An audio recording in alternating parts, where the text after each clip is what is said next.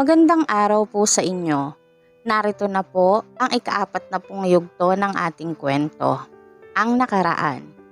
Matapos mai-release ang documentary ng sikat na direktor na si Bobby Jimenez, kung saan kabilang si Athena ay kaagad iyong naging box office hit matapos lang ang ilang araw. Napanood din iyon ng presidente ng Star Media at kaagad na ipinatawag nito sa kanyang opisina ang pinakamagaling na agent ng kanilang kumpanya na si Henry.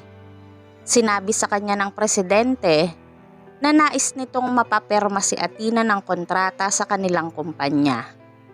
Bago lumabas ng opisina nito si Henry, ay ibinulong din ng presidente sa kanya na malaki ang potensyal niya bilang susunod na direktor ng kumpanya, subalit makakalaban niya si Lara, ang dati niyang kasintahan.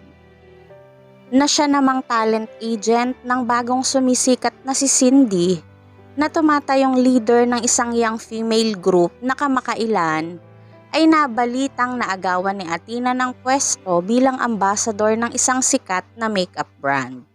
At dahil doon, gumawa ng kung ano-anong fake news at issues ang talent agent nito na si Lara.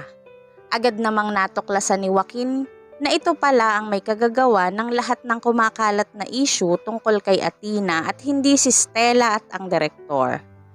Kaya pala hindi mawala-wala ang mga isyong iyon. Agad namang ipinaalam iyon ni Joaquin kay Athena.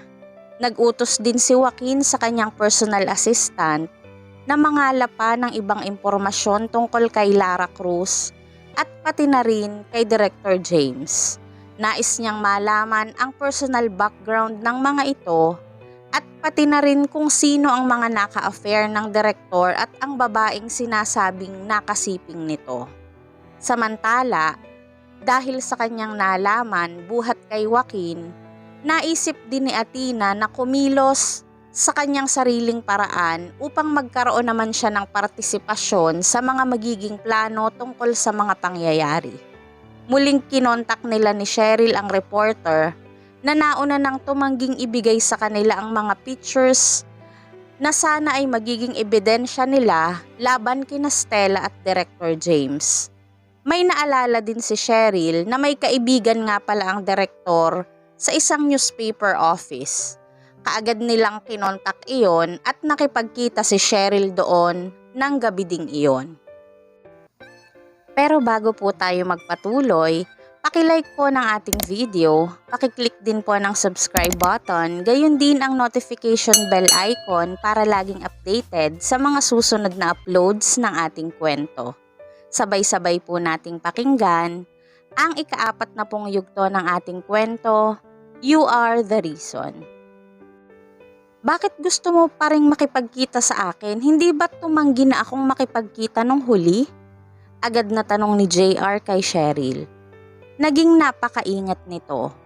Nang makaupo sila ay nagpalingali nga ito sa paligid at tinitingnan nito marahil kung may hidden camera sa paligid. Huwag kang mag-alala. Hindi kami katulad ni Lara Cruz. Paano mo? Sa 2 salita pa lang na sinabi nito, ay nakumpirma na agad nila. At saka lamang nito na-realize na may mali sa nangyayari. Napabuntong hininga muna si Cheryl, saka inilabas nito ang isang USB flash drive mula sa kanyang bag. Hindi ako nagpunta dito para makipagtalo sa'yo tungkol sa nangyari nung nakaraan. Sa katunayan, mas marami kaming mga impormasyon kesa sayo. Maraming impormasyon tungkol sa mga aktres na nakasama ni Director James sa loob ng USB drive na ito.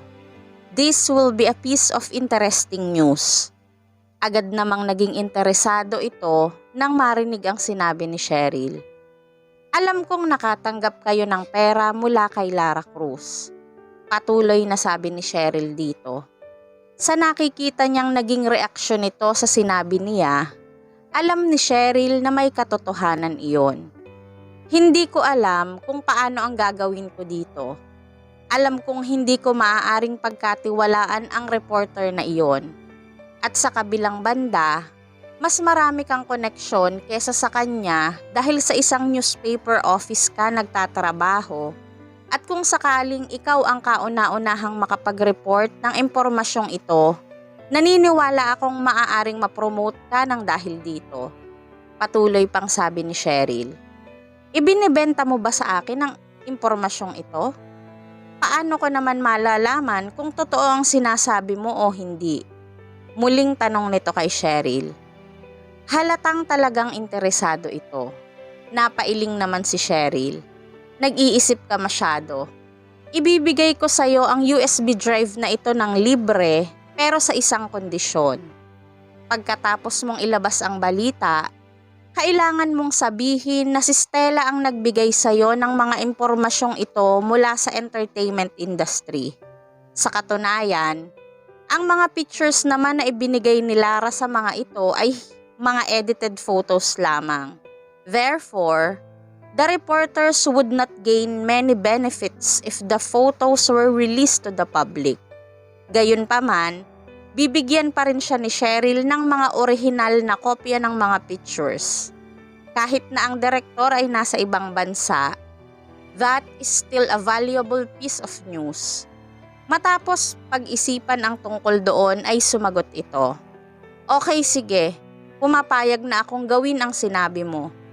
Pinigilan ito ni Cheryl nang akmang kukunin na nito mula sa kanya ang USB drive. Ibibigay ko sa iyo ang mga original HD pictures sa sandaling lumabas na ang balita, muling sabi ni Cheryl. Naiintindihan ko, agad namang sagot ni JR. He was the type of person who liked to have a backup plan. Nararamdaman nitong straightforward person si Cheryl. Matapos mag-isip, itinago na niya ang USB drive at saka nagsalita. Nagpunta sa akin kaninang umaga si Danny. Ang reporter ang tinutukoy nito. Sinabi niya sa akin na gusto daw ni Lara na muli siyang mag-release ng fake news. Subalit mayroon itong ibang trabahong dapat gawin kaya inutusan siya ng reporter na gawin iyon. At pagkatapos nga noon ay tinawagan naman siya ni Cheryl, kaya hindi pa niya naiilabas ang tungkol sa pinagagawa nitong fake news na dapat ilabas. Pagkarinig ni Cheryl ng sinabing iyon ni JR, saglit na huminto sa pagtibok ang puso niya. Mabuti na lamang at nalaman kaagad ni Joaquin ang tungkol doon at kaagad itong nakaisip ng plano. Kung hindi na framed up na naman sana si Athena nitong si Lara. Kung ganon, ilabas mo na agad ang balitang ito sa lalong madaling panahon. You'll definitely be rewarded. At kung maaari, palitan mo ang pangalan ng aktres ng mga initials muna. Siguradong susuhulan ka nila sa takot na ma-expose ang mga pangalan nila. At sa oras na iyon, maaari mong sabihin sa kanila na si Lara Cruz ang nag-utos sa iyo na gawin iyon. Pwede mong kunin ang pera and at the same time, get yourself out of this trouble. Si Athena at Joaquin ang nagplano ng lahat ng iyon. Imposible para kay Athena at Cheryl ang makaisip ng ganon kaperpektong plano. Bukod pa doon, si Joaquin ang nagbigay kay Athena ng mga impormasyong iyon. Samantala, marahang hinahaplos ni Joaquin ang buhok ni Athena saka muli itong nagsalita. No one will question your acting skills ever again after the news is released. Talaga namang nararapat lang para sa iyo ang award na ibinigay ng Golden Screen Festival. Well, thanks to you, my dear mysterious agent. Kung di dahil sa iyo, malamang ay na-frame up na ako ng Lara na yon. Maya-maya ay inilabas ni Joaquin ang cellphone niya at ipinakita nito kay Athena ang isang text message. Nag-aalala para sa iyo si Cheryl kaya isinend niya sa akin ang message na ito mula sa isang anonymous texter. Be careful of the attack from Star Media Entertainment. Hindi namin malaman kung sino ang nagpadala ng mensaheng ito, but I guess this person is referring to Lara Cruz. Hindi inaasahan ni Joaquin na ang isang tao mula sa Star Media would play such trick. Posible kayang ang taong nagpadala nito ay mula din sa Star Media at marahil ay laban din ito sa ginagawa ni Lara kaya nag-decide itong tulungan tayo? Naisip ni Athena. Maaari ngang ganoon. Maraming kalaban ang nagpapanggap na kaibigan sa industriya. Nakita ni Athena na malungkot si Joaquin. Niyakap niya ito mula sa likuran at bumulong dito. Pero iba tayo sa kanila. Iniisip nilang hindi tayo magkakilala, but it turns out that I'm your wife. Joaquin grabbed her fingers playfully and kissed her. Walang katulad nating dalawa. Pagkaraan ay sabi nito. Gusto na sana ni Joaquin na ipaalam sa lahat ang tungkol sa kanilang relasyon ni Athena, nang sa ganun ay wala ng mga haspang mangbuli kay Athena. Gayunpaman, kailangan niyang irespeto ang kagustuhan ni Athena. Kailangan niyang maghintay na magtagumpay si Athena so that he could be proud of her. Nang sumunod na araw, matapos na maibaba ng presidente ng Star Media ang telepono ay kaagad nitong tinawag sa kanyang opisina si Henry. Nakita mo na ba ang balita? Malungkot na tanong nito. Naniniwala itong magaling na aktres si Athena at hindi ito matutulog kasama ang direktor na iyon. Gayunpaman, matapos nitong mabasa ang balita, the president realized that someone was playing some tricks with their company. Nakita ko na ito kanina habang papunta ako rito. Agad namang sagot ni Henry dito. Marahil ay may taong gustong i-frame up ang ating kumpanya. Patuloy pa nito. Sa palagay mo ba ay isang tao mula sa ating kumpanya ang gumawa nito? Hindi na nito hinintay pang makasagot si Henry. Muli itong nagtanong, kumusta na nga pala ang tungkol sa pagpirma ni Athena ng kontrata sa ating kumpanya? Napatunayan na ni Athena na na-frame up siya at hindi talaga siya natulog katabi si Director James. Kaya magiging madali na papirmahin ito sa kontrata upang makasali sa Star Media Entertainment. Napailing na lang ng ulo nito si Henry. I'm sorry, President, nahuli na tayo. Ang agent mula sa Inspire Management ay kinontak na si Athena at ready na ito para pumirma ng kontrata sa kanila. Patuloy na sabi ni Henry. Ganon ba? Well, I hope that she will have a bright future in that company. Yun na lang ang tanging nasabi ng presidente. Nakahinga naman ng maluwag si Henry nang tumigil ng magtanong ang presidente. Si Henry ang nag-send ng anonymous text message na iyon. Kahit pa nga hiniling sa kanya ni Larang wag niyang papirmahin si Athena ng kontrata, nais niyang bumawi kay Athena. Kahit na hindi pa sila nagkikita ni Athena. May gaganaping fashion show next week. Narinig kong aattend doon si Joaquin San Miguel. Gusto kong samahan mo akong umattend doon. Pagkaraan ay muling sabi ni President Kelly. Isang taon na ang nakakalipas, Kelly asked someone to help her get to know Joaquin. Subalit, she got rejected. Nasaktan si Kelly. She was beautiful and a rich woman with high qualities. Paanong nireject lang siya ni Joaquin? Gayunpaman, hindi pa rin siya nag-give up kay Joaquin. Pero narinig kong in a relationship na ngayon si President Joaquin. Isang tao mula sa kanilang kumpanya ang nagsabi nito sa akin. Agad namang sagot ni Henry dito. So what? Hindi pa naman sila kasal, kaya may pag-asa pa rin ako. Mabilis namang sagot nito. Si Lara na noon ay nasa kanyang opisina ay nakita rin ang lumabas na balita sa internet. Ang akala nito, ang balita ay tungkol kay Athena. Sleeping with the director, subalit napalitan ang nilalaman ng balitang iyon. Ayon sa isang mula sa entertainment industry, isang babaeng may initials na L at C had an intimate relationship with Director James. Ilang beses na din umano itong nakasama ng direktor sa mga high-end hotels and they even traveled abroad together. Maraming orihinal na pictures ang kasama ng balitang iyon. Agad na nabalot ng galit ang buong pagkatao ni Lara. Kaagad nitong tinawagan ang reporter na si Danny. "How dare you collude with Athena? Matapos mong kunin ang pera ko, ganito ang gagawin mo sa akin?" Galit na sabi nito sa reporter. "Wala akong alam kung bakit nagkaganito. Sinend ko ang balitang ito ayon sa sinabi mo sa akin sa newspaper office. Marahil ay binayadan din sila ni Athena." Si Athena, na isang outdated actress, ay naging napakalupit sa kanya sa pagbabalik pa lamang nito sa industriya. Natatakot si Lara na maging dominante si Athena sa kanya kapag muli itong naging sikat. Kaya ngayon pa lang ay kailangang matapos na ang karir nito. Kailangan niyang maghiganti kay Athena. Agad na nagtungo si Danny sa newspaper office upang hanapin si JR.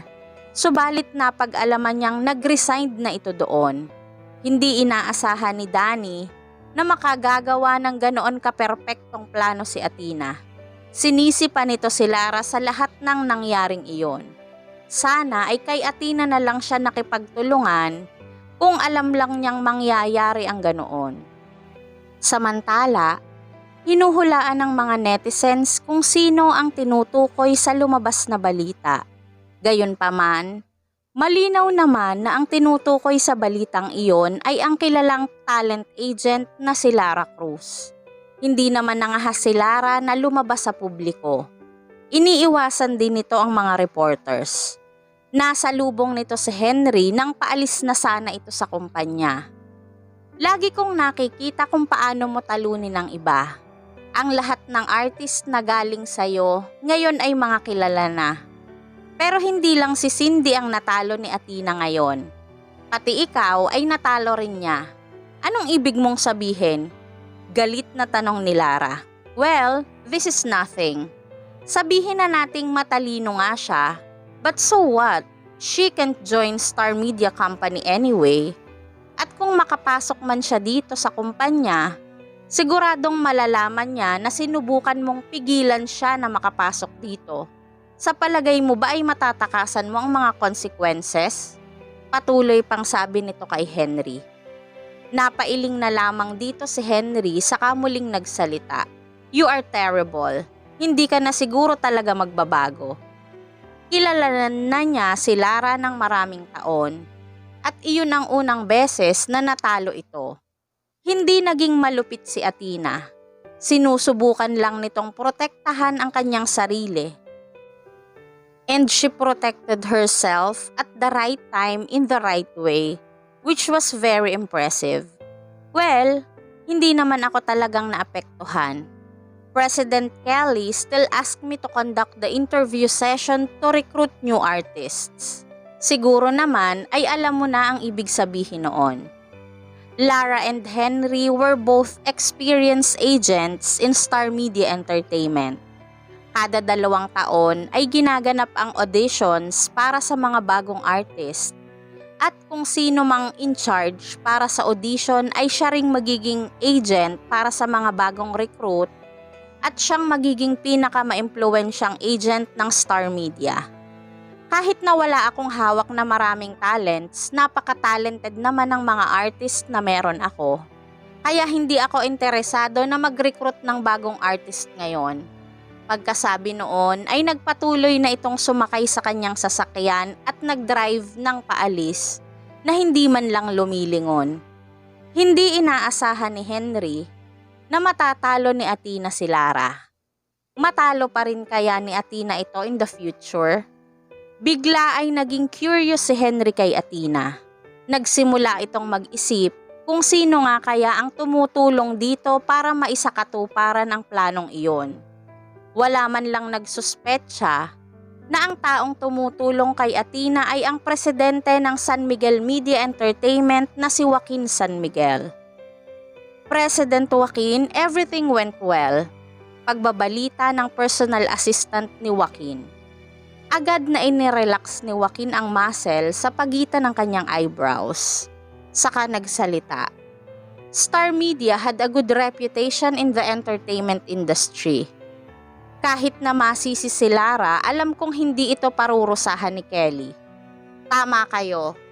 Si Lara ngayon ang in charge para sa interview session para sa recruitment ng bagong artist. I'm afraid that Mrs. San Miguel will be in danger. Agad na sagot naman nito sa sinabi ni Joaquin. Makahulugang napangiti si Joaquin. Don't worry about that. Athena will take good care of herself. Alam kong makakaya niyang abutin ang mga gusto niya. May tiwala ako sa kanya. Paano niya magagawang lampasan ang mga balakid in the future kung hindi niya kayang talunin si Lara? Tama po. Mrs. San Miguel will definitely pass the test at siya ay isa sa 3 mapipili. 3 sessions had been conducted in Star Media para mag-recruit ng bagong artist sa nakaraang 4 na taon. Isa-isang papipirmahin ng kontrata ang 3 napili. Matapos na makapirma ng kontrata, ititrain nila ang mga ito at pagkatapos noon, magkakaroon sila ng pagkakataon na mapasama sa mga magagandang pelikula. Kahit na ano pang kalabasan noon, Star Media would never deprive their artists to work opportunities. That is how Kelly managed to be notable leader of Star Media Entertainment. Hindi katulad ng ibang kumpanya, ine-explore ni Kelly ang talent at iba pang potensyal ng mga artist nila. Kaya naniniwala si Joaquin na makakaya ni Athena na makapasok sa Star Media Entertainment kung hindi si Lara ang in charge sa audition. However, that wouldn't be a bad thing. Alam ni Joaquin that his wife loved to take on challenges. She would feel bored if it's too easy for her to get it. Siya nga pala, have you booked for dinner? Tanong nito sa assistant. Yes, President. Agad namang sagot nito. All of a sudden, Joaquin's phone rang. Sinenyasan niya ang assistant na maaari na itong umalis bago niya sagutin ang tawag na iyon. Joaquin, anong gagawin natin? Humahangos na tanong ni Athena sa kabilang linya. May masamang nangyari kay Cheryl. Umiiyak na sabi nito kay Joaquin. Don't worry, sabihin mo sa akin kung ano ang nangyari. Kasabay noon, ay kinuha ni Joaquin ang susi ng kotse nito at bumaba ng opisina niya habang kinocomfort nito si Athena.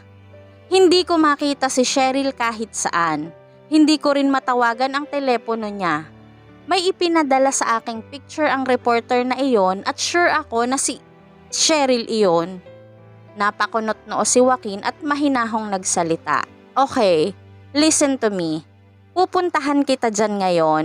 Please don't do anything, okay? Joaquin could tell that Athena was very worried. Matagal nang kasama nito si Cheryl. Nanatili ito sa tabi ni Athena sa mga nagdaang taon. Hindi lamang basta kasama ang turing nito kay Cheryl. Pamilya na ang turing nito sa kanya.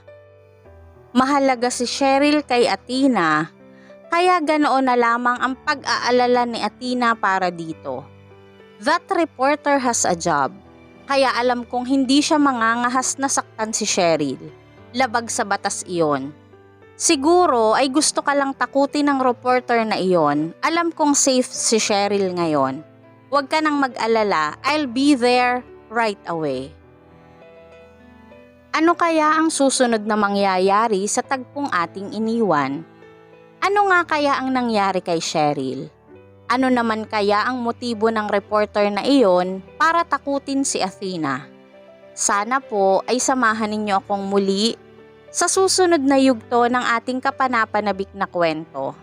At bago po ako tuluyang magpaalam, ay magsha-shoutout po muna ako. Ayan.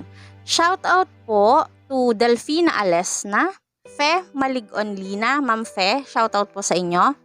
Nicomeda Atihera from UAE, Jenit Mayol from Dubai, ayon sa mga kababayan po natin sa UAE, sa Dubai, UAE, ayon, shoutout po sa inyo, ayan. Ma'am Nelly Gallo from Canada, Ma'am Nelly, shoutout po sa inyo and to your family po dyan sa Canada. Ma'am Menita Diwata from Kuwait, Ma'am Juliet Tamayo, Ma'am Glenda Batanes, shoutout po sa inyo. Ma'am Marilu Panerio, shoutout po. Miss Sapphire, ayan, shoutout po sa iyo, Miss Sapphire.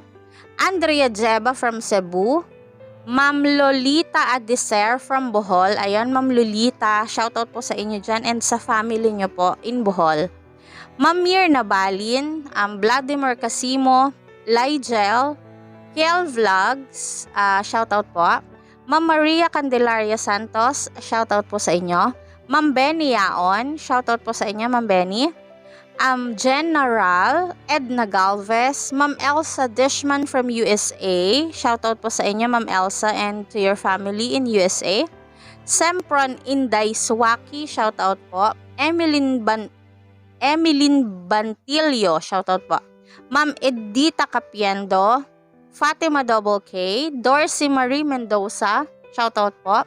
Ma'am Margarita Lagumbay, Ma'am Marsha Pasutan, shoutout po sa inyo. Ma'am Eden Takan from United Kingdom. Ayan, Ma'am Eden, shoutout po sa inyo and to your family po in United Kingdom. Ayan.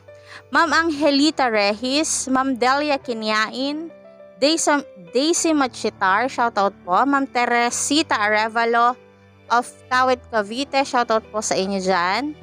Ma'am Gloria Abihero, Harna Baduli, Ma'am Shirley Nueles, Ma'am Loison from Hong Kong, ayan, sa mga kababayan po natin dyan sa Hong Kong, shoutout po sa inyong lahat dyan, ayan. Ma'am Leia Bersoto from San Pablo City, Laguna, na ngayon po ay nasa Hail, Saudi Arabia, ayan, Ma'am Leia. Shoutout po sa inyo and to your family in San Pablo City, ayan.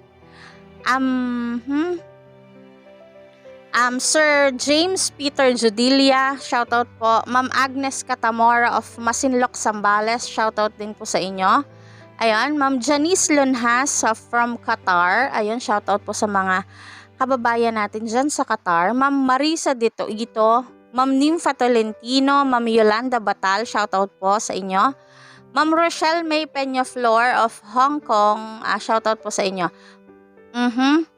Ma'am Rosalina Curay, Ma'am Connie Espinar, Ma'am Jing Revadeneira, ayun, Ma'am Mami Arcan, Esther Ordanisa, ayun, Ma'am Esther, shoutout po. Ma'am Mary Jane De Gracia, Ma'am Judy Char of Bohol, ayun, shoutout po sa inyo, Ma'am Judy. Ma'am Lovelyn Plenos, Nerval, Ma'am Nerval Loma, ayun, shoutout po. Ma'am Janina Managaytay, Ma'am Deborah Valdez, Ma'am Rose Jimenez from Dubai, shoutout po. LRJ Ariguin, shoutout po sa inyo. Ma'am Ronilyn Bacarayo of Dammam, Saudi Arabia, shoutout po sa inyo dyan sa Dammam, Saudi Arabia. Ma'am Girly Salva, Ma'am Lorna Pamesa, Lou Pineda of Dubai, UAE, ayon, shoutout po sa inyo dyan. Ma'am Imelda Gamengan and her friends Joyce, Lou and Emma from Lebanon. And happy birthday po sa daughter ni Ma'am Luisita de la Cruz, Maylin Comea. Ayon, happy birthday po sa iyo, Ma'am Maylin Comea.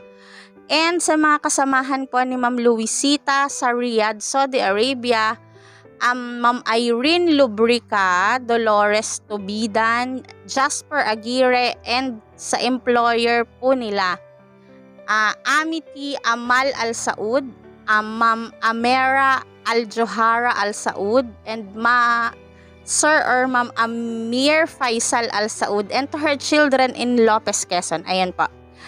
At bago po ako magpaalam, nais ko pong mag-iwan ng aking quote of the day. One of the happiest moments in life is when you find the courage to let go of what you cannot change. Ayan. Maraming salamat po sa pakikinig. Keep safe everyone and God bless.